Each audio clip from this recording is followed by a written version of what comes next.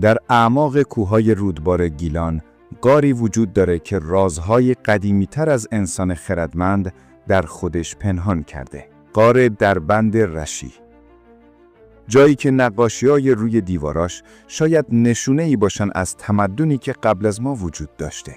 آیا اینجا محل تولد اولین هنرمندان زمین بوده یا ردپای موجوداتی ناشناخته؟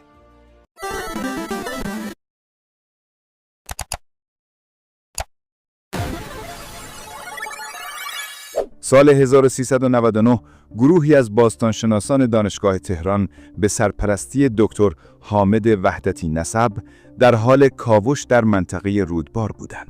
ارتفاع 1270 متر از سطح دریا، دمای 8 درجه زیر صفر و راهی صعب العبور که حتی بومیان محلی کمتر از اون عبور می‌کردن. اما چیزی که کشف کردن ارزش تمام این سختی‌ها رو داشت. اولین نشانه ابزارهای سنگی عجیبی بود که کشاورزان محلی پیدا کرده بودند. ابزارهایی که شبیه هیچ چیزی نبود که تا حالا در ایران کشف شده باشه. وقتی تیم کاوش وارد غار شد، با دیواره‌هایی روبرو شدند که پوشیده از نقاشی‌های اخرایی قرمز و زرد بود.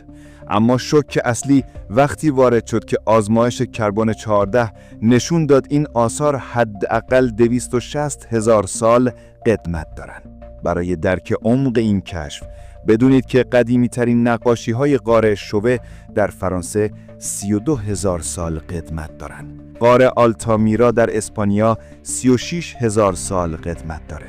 اما دربند رشی 260,000 سال، یعنی 7 برابر قدیمی‌تر از هر اثر هنری شناخته شده دیگه‌ای در جهان.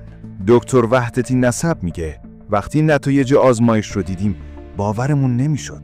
3 بار آزمایش رو تکرار کردیم، هر بار همون نتیجه.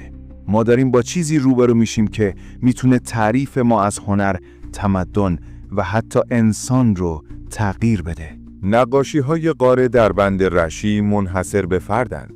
برخلاف نقاشی‌های غارهای اروپایی که عمدتاً حیوانات شکار رو نشون میدن، اینجا ما با نمادهای انتزاعی روبرو هستیم. دایره‌های متحدالمرکز، خطوط موازی که به سمت یک نقطه همگرا میشن و اشکال هندسی پیچیده که نشون دهنده درک عمیق از ریاضیات و هندسه است. یکی از شگفت‌انگیزترین کشفیات مجموعی از 73 نشانه منحصر به فرد که در هیچ جای دیگه دنیا مشابهش پیدا نشده. این نشانه‌ها در کنار هم قرار گرفتن و به نظر میاد نوعی سیستم نوشتاری اولیه باشن. اگه این فرضیه درست باشه، یعنی نوشتار 250,000 سال زودتر از چیزی که فکر می‌کردیم اختراع شده. در کف غار لایه‌های رسوبی کشف شده که داستان 300,000 سال سکونت رو روایت می‌کنن. استخوان‌های حیواناتی که منقرض شدن، ابزارهای سنگی پیشرفته و حتی آثاری از آتش کنترل شده. جالبه که در یکی از لایه‌ها دانه‌های غلات کشت شده پیدا شده که قدمتشون به 180,000 سال پیش برمیگرده. پروفسور مارسل اوته از دانشگاه آکسفورد که برای بررسی یافته‌ها به ایران اومده بود میگه این کشف همه تصورات ما رو زیر و رو میکنه. ما فکر میکردیم کشاورزی 12,000 سال پیش در خاک حاصلخیز شروع شد. اما شواهد دربند رشی نشون میده که آزمایش‌های اولیه کشاورزی خیلی زودتر و در جای دیگه‌ای انجام شده. آثار ابزارهای پیشرفته‌ای پیدا شده که از سنگ چخماق، استخوان و حتی صدف دریایی ساخته شدند. وجود صدف دریایی در این ارتفاع و فاصله از دریا نشون میده که ساکنان این غار شبکه تجاری گسترده‌ای داشتند. تصور کنید 260,000 سال پیش تجارت بین مناطق مختلف. سوال بزرگ اینه: چه کسانی در غار دربند رشی زندگی می‌کردند؟ آنالیز DNA از استخوان‌های کشف شده نتایج شوکه کننده‌ای داشته. این موجودات نه انسان خردمند یا هوموساپینس بودند، نه نیاندرتال و نه دنیسووان. اونا گونه‌ای جدید از انسان‌های اولیه بودند که تا حالا شناخته نشده بودند. دکتر مریم رحیمی، ژنتیک شناس پروژه، توضیح میده ما با گونه‌ای روبرو هستیم که حدود 70% از نظر ژنتیکی با انسان امروزی مشترکه. این موجودات قد متوسط 150 سانتی متر، مغزی با حجم 1100 سانتی متر مکعب و انگشتانی بلندتری نسبت به ما داشتن. شواهد نشون میده این موجودات زندگی اجتماعی پیچیده‌ای داشتن. در یکی از تالارهای غار آثار 30 کانون آتش در کنار هم پیدا شده که نشون میده اونا در گروه‌های بزرگ زندگی میکردن.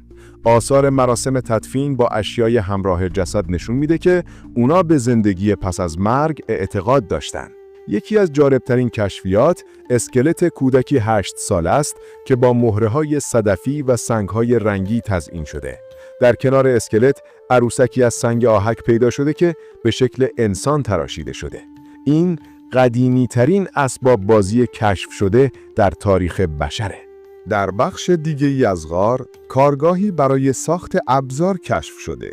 صدها ابزار نیمه ساخته، تراشه‌های سنگ و حتی قالب‌هایی برای ریختگری فلز. بله، شواهدی از ذوب مس در 200,000 سال پیش، در حالی که ما فکر می‌کردیم عصر مس 8,000 سال پیش شروع شده.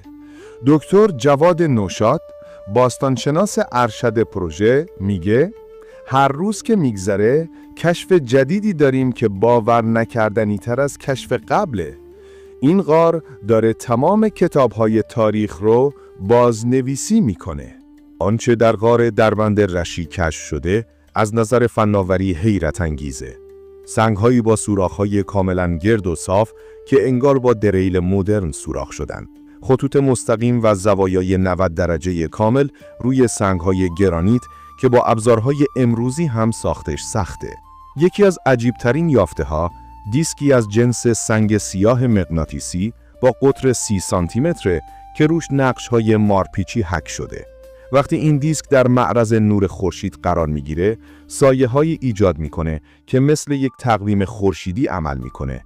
دقت این تقویم در محاسبه طول سال 365 روزه. در آزمایشگاه‌های دانشگاه صنعتی شریف، آنالیز شیمیایی رنگ‌های استفاده شده در نقاشی‌ها انجام شد. نتیجه، این رنگ‌ها از ترکیب پیچیده‌ای از اکسیدهای آهن، منگنز و موادی ساخته شدند که امروزه در رنگ‌های صنعتی استفاده میشن. جالب‌تر این که این رنگ‌ها بعد از 260,000 سال هنوز پایدار موندن. سیستم تهویه غار هم شگفت‌انگیزه. کانال‌هایی در سنگ تراشیده شده که هوا رو به گونه‌ای هدایت می‌کنن که دما در تمام فصل‌ها ثابت بمونه. مهندسان محاسبه کردند که طراحی این سیستم نیاز به درک عمیقی از ترمودینامیک و مکانیک سیالات داره. حتی شواهدی از استفاده از انرژی زمین‌گرمایی پیدا شده. در عمق غار حوضچه‌هایی از آب گرم طبیعی وجود داره که با کانال‌های دستساز به بخش‌های مختلف غار هدایت شده. این سیستم گرمایش مرکزی اولیه 260,000 سال قدمت داره. آثار داروهای گیاهی هم کشف شده. ظروف سفالی حاوی بقایای گیاهان دارویی که آنالیزشون نشون میده از 47 گونه گیاه مختلف برای درمان بیماری‌ها استفاده می‌شده. بعضی از این گیاهان از فواصل صدها کیلومتری آورده شدن. کشف غار دربند رشی فقط یک کشف باستانشناسی نیست. این کشف میتونه کل درک ما از تکامل انسان، تمدن و هنر رو تغییر بده. اگه این یافته‌ها تایید نهایی بشن، باید تاریخ شروع تمدن بشری رو 250,000 سال به عقب ببریم. دکتر سیاوش شایانفر، رئیس پژوهشکده باستانشناسی میگه ما در آستانه بازنویسی تاریخ هستیم.